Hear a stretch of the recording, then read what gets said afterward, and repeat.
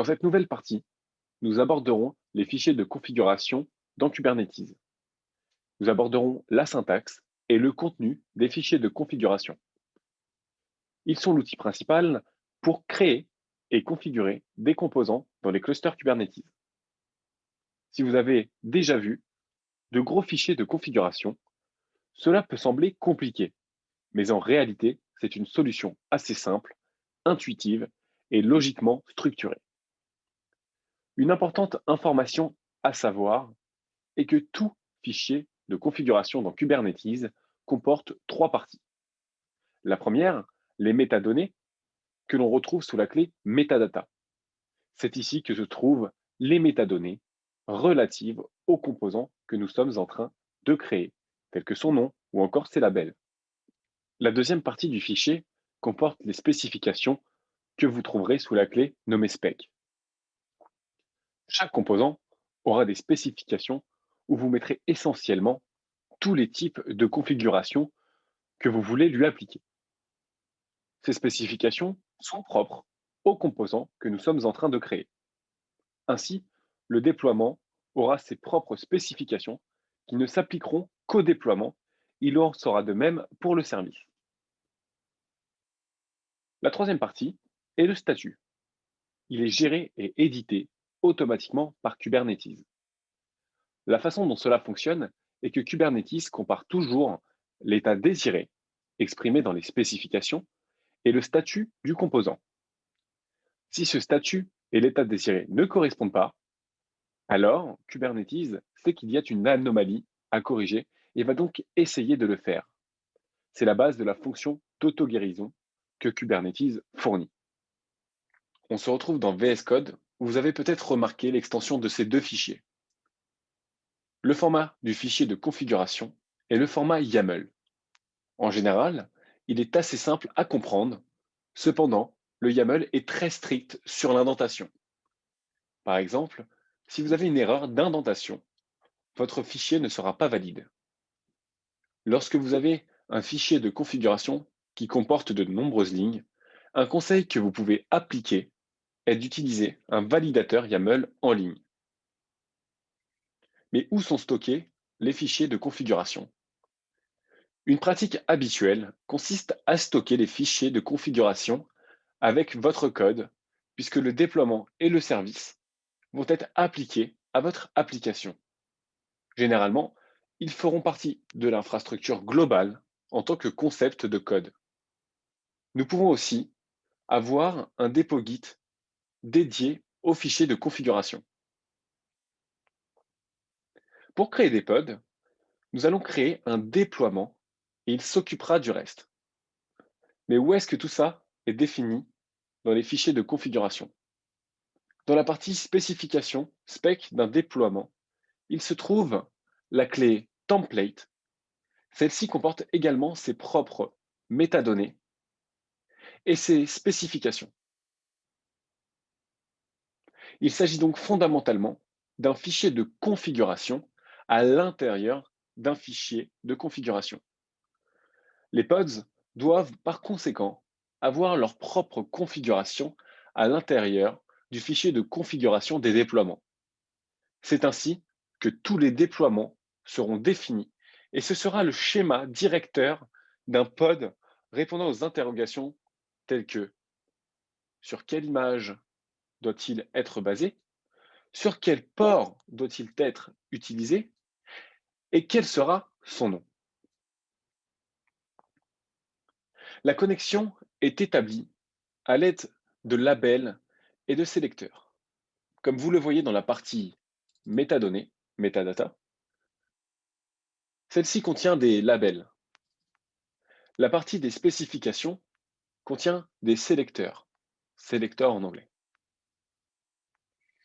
Dans les métadonnées, metadata, vous donnez aux composants tels que les déploiements ou les pods une paire de clés valeurs les qualifiant. Dans ce cas, nous avons la clé app correspondant à la valeur Nginx. Ce label se rattache au composant. Grâce à la clé matchLabel, dans la clé selector, nous disons au déploiement de se connecter avec tous les labels avec la clé app correspondant à la valeur Nginx pour créer cette fameuse connexion. De cette façon, le déploiement saura quel pod lui appartient. Dans la définition du service, nous avons défini un sélecteur qui établit une connexion entre le service et le déploiement et ses pods. Le déploiement possède son propre label avec la clé app correspondant à la valeur Nginx. Ces deux labels sont utilisés par le sélecteur du service qui doit connaître les pods qui lui sont associés. Les ports doivent également être configurés dans le service et dans le déploiement des pods.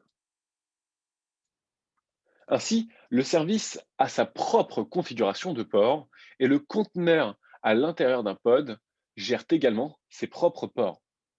Le service dispose d'un port où le service lui-même est accessible. Ici, c'est le port 80. Ainsi, si un autre service envoie une demande au service Nginx, il doit l'envoyer sur le port 80. Cependant, ce service doit savoir à quel pod il doit transmettre la demande et à quel port ce pod est à l'écoute. Dans ce cas, il s'agit du target port. Ici, le port 80-80, qui doit donc correspondre au port du conteneur.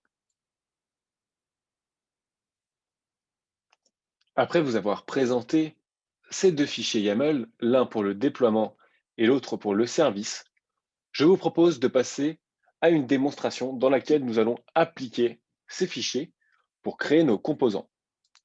Pour cela, nous allons jouer la commande kubectl apply-f avec le nom du fichier que nous souhaitons déployer. Commençons par le déploiement dans un premier temps. Le message de retour nous indique que le déploiement a bien été créé. Poursuivons avec le service. Donc c'est exactement la même commande, seul le nom du fichier diffère. Notre service a également bien été créé. Les fichiers appliqués, nous pouvons vérifier la bonne création des composants pod grâce à la commande kubectl get pod qui nous permet d'avoir l'affichage de la liste des pods présents dans Kubernetes. Nous obtenons les pods et voyons deux répliques fonctionner puisque c'est ce que nous avons défini dans les spécifications. Vérifions également la bonne création de notre service Nginx par l'utilisation de la commande kubectl get service, permettant d'afficher la liste des services. Nous obtenons notre service qui est à l'écoute sur le port 80, conformément à nos spécifications. Remarquons qu'un second service, nommé Kubernetes, y est présent. N'y prêtez pas attention, c'est un service par défaut dans la liste des services. Comment pouvons-nous valider que le service dispose des bons pods et qu'il transmet les bonnes demandes aux pods? Nous pouvons utiliser la commande kubectl describe service avec le nom du service, en l'occurrence Nginx-service. Cela nous permet d'obtenir des informations sur le composant service que nous venons de déployer, tel que le selector ou encore le target port. Nous y retrouvons en particulier les endpoints qui sont sous la forme d'adresses IP et les ports correspondant aux pods auxquels le service doit transmettre les requêtes. Mais comment pouvons-nous savoir que ce sont les adresses IP des bons pods puisque nous n'obtenons pas cette information avec la commande que nous venons de jouer. Pour cela, nous avons besoin d'utiliser la commande cube ctl get pod avec l'option "-o" et wide. La façon de le savoir est d'utiliser cette commande. Cela nous donne de plus amples informations sur les pods. Vous pouvez voir que nous avons le nom, le statut et aussi l'adresse IP. Remarquons que ces adresses IP correspondent à celles dans la clé endpoint du service. Ici, 172.17.04 et en dessous, 172.17.05 correspondent à celles présentes dans les endpoints. Nous savons donc à présent que le service dispose des bons endpoints. Nous avons abordé tout à l'heure la troisième partie d'un fichier de déploiement YAML. Il s'agit du statut. Mais comment accéder au statut d'un déploiement? La façon de le faire est d'utiliser la commande suivante. Cube ctl get deployment avec le nom de notre déploiement Nginx deployment avec l'option O qui signifie output suivi de l'extension dans laquelle nous souhaitons notre output.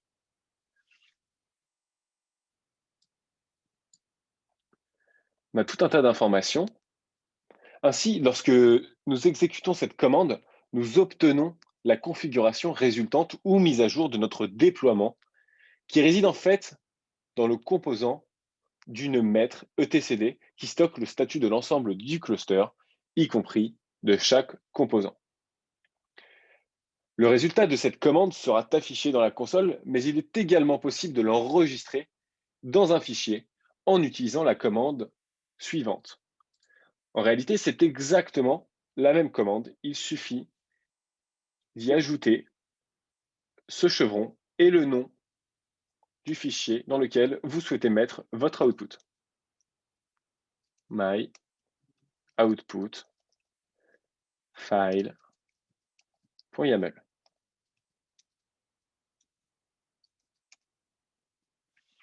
Et notre output file a été créé et contient tout un tas d'informations relatives à notre déploiement et notamment la partie statut avec les dates de dernière update, avec le nombre de réplicas disponibles.